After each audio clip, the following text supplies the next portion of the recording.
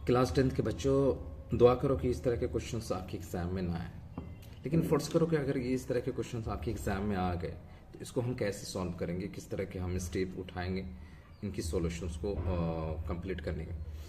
तो चले देखते हैं, अगर इस तरह के क्वेश्चन अगर एग्ज़ाम में आ गए तो इसको हम कैसे सॉल्व करेंगे। तो कुछ सबसे पहले हम क्वेश्चन को पढ़ते हैं। Find the middle term of the AP 213, 205, 197। आपकी सीरीज पढ़ करके एंड हो रही 37। देखिए इसकी स्टार्टिंग वाला जो टर्म है वो 213 है और जो लास्ट टर्म है वो 37 है।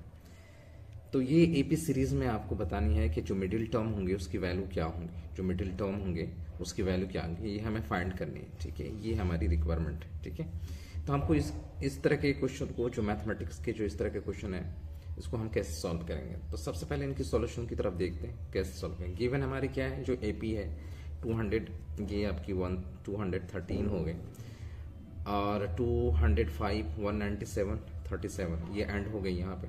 तो फर्स्ट टर्म पहले हम सबसे पहले नंबर ऑफ टर्म्स जो है ना इनको हम कैलकुलेट करते हैं। नंबर ऑफ टर्म कैलकुलेट करने के लिए जो फार्मूला होता है, ये फार्मूला होता है आपको कैलकुलेट करने के AP सीरीज में। अगर आपके नंबर आपकी सीरीज में AP सीरीज में हो, ये सारे के सारे नंबर आपकी AP में, तो नंबर ऑफ टर्म्स निकालने के लिए जो फार्मूला इस्तेमाल करेंगे TN = A + n-1 bracket close multiply with D।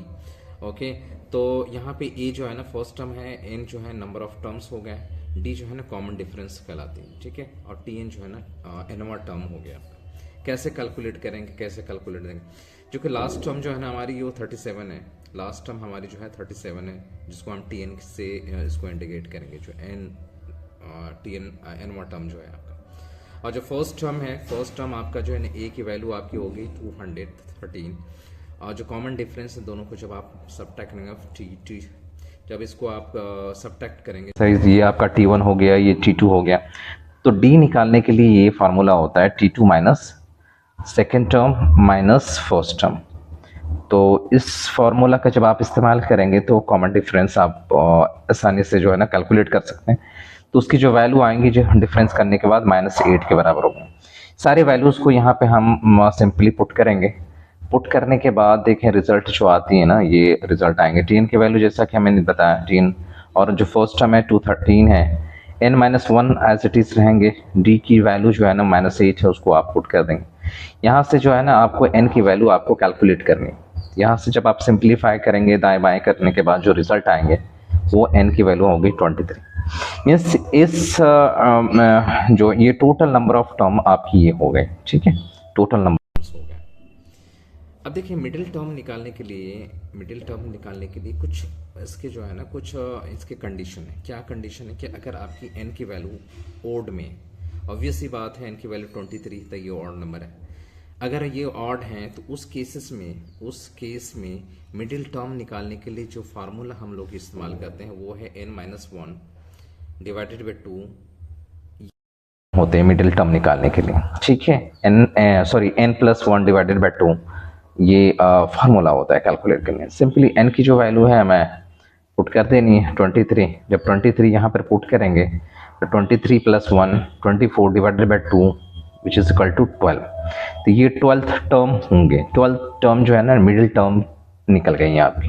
ठीक है, तो इस पे हमें वैल्यू कैलकुलेट करेंगे। इस पे हमारी जो वैल्यूज होंगी तो सिंपली वही सेम फार्मूला अप्लाई करने हैं। क्या है formula? TN = A + n-1 × D। तो यहाँ पे n की जगह पे हमारी वैल्यू क्या निकल कर आई?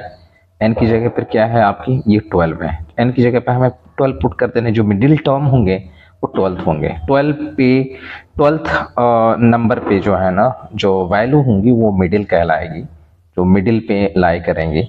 ठीक है, और उसको हम कैलकुलेट करने के लिए ये फार्मूला इस्तेमाल करेंगे। तो A + 12, n की जगह पे मैंने 12 पुट करेंगे -1, और common difference as it is जो आपकी AP सीरीज में जो वैल्यूज हैं वो -8 इस्तेमाल यहाँ पे वैल्यू पुट करेंगे, और जो फर्स्ट टर्म है एज इट इज उसको हम यहाँ पे पुट कर देंगे। ये मैथमेटिक्स है।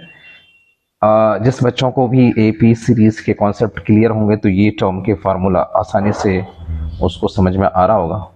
तो ये इसकी सिंपली हम इनकी वैल्यूज़ को हमने पुट की, इनकी वैल्यूज़ को हमने पुट करने के बाद जो 12th जो आपकी टर्म की वैल्यू होंगी वो 125 होंगी, जो कि ये आपकी मिडिल में लाई करेंगे। सो ये आपके सारे फाइनल जो है ना आंसर आपके निकल करके आ गई कि T12 की जो वैल्यू होंगी, T12 की जो वैल्यू होंगी 125 होंगी। तो ये बहुत ही आसान है, बहुत आसान तरीके से आप इस तरह के क्वेश्चन को आप बना सकते हैं और ये बहुत ही अच्छा क्वेश्चन है। और दुआ करें कि इस तरह के क्वेश्चन आपके एग्जाम में ना आए। अगर आ गया तो ये सॉल्यूशन को आप देख लेंगे, आसानी होगी समझने में। फिर मिलते हैं नेक्स्ट वीडियो में, तब तक के लिए अल्लाह हाफिज़।